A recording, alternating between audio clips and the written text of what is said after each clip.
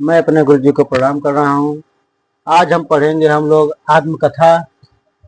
जब कोई रचनाकार अपनी स्वयं की कहानी लिखता है तो उसे आत्मकथा कहते हैं। तो आत्मकथा अब जान गए हैं। अब देखेंगे हिंदी की प्रसिद्ध आत्मकथाएं कौन कौन सी है। अर्धकथा जो 1641 ईस्वी में है, बनारसी दास जैन ने लिखा है और ये पद्य रचना है। भाषा इसकी ब्रज भाषा है। हिंदी में रचित प्रथम आत्मकथा माना जाता है जो अर्धकथा है। दूसरा प्रसिद्ध कथाएं हैं, आत्मकथाएं हैं, कुछ आप बीती कुछ जग बीती। इसके रचनाकार है भारतेंद्र हरिश्चंद्र, लेकिन रचना काल जो है इसका अज्ञात है।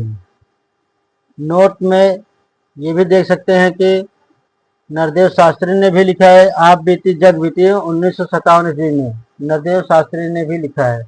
यह ध्यान देने की बात है। निज वृत्तांत नाम से लग रहा है कि यह यात्रा वृत्तांत है, लेकिन ये आत्मकथा है। इसके रचनाकार अंबिका दत्त व्यास है। इसका भी रचनाकाल अज्ञात ही है। इसके रचनाकार राधा कृष्ण गोस्वामी जी हैं। इसका भी रचनाकाल अज्ञात ही है। अब पढ़ेंगे कल्याण मार्ग का पथिक। रचनाकार स्वामी श्रद्धानंद जी हैं। रचनाकाल इसका अज्ञात भी है। आप जितने भी आत्मकथाएं पढ़ेंगे उन सब का रचनाकार, रचनाकाल और आत्मकथा तीनों रहेगा। अब हम लोग पढ़ेंगे, अभी तक जितने भी आत्मकथाएं पढ़े सब रचना काल उसका जो है अज्ञात था, लेकिन अब रचना काल, रचनाकार और रचना ये तीनों देखेंगे। छठा आत्मकथा है मेरी जीवन रेखा। 1900 ईस्वी में महावीर प्रसाद द्विवेदी ने लिखा है। मुझमें देव जीवन का विकास 1910 ईस्वी में सत्यानंद अग्निहोत्री जी ने लिखा है। जीवन चरित्र 1917 ईस्वी में स्वामी दयानंद सरस्वती जी ने लिखा है। आप बीती 1921 में भाई परमानंद ने लिखा है। मैं क्रांतिकारी कैसे बना 1933 में राम विलास शुक्ल ने लिखा है। प्रवासी की कहानी 1939 में भवानी दयाल सन्यासी ने लिखा है। मेरी आत्मकथा, मेरी आत्म कहानी 1941 में श्याम सुंदर दास ने लिखा है।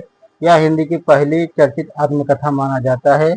मेरी आत्म कहानी, मेरी जीवन यात्रा, यह इसको 5 खंड में बांटा गया है। प्रथम खंड 1946 ईस्वी में प्रकाशित हुआ। द्वितीय खंड 1947 ईस्वी में प्रकाशित हुआ।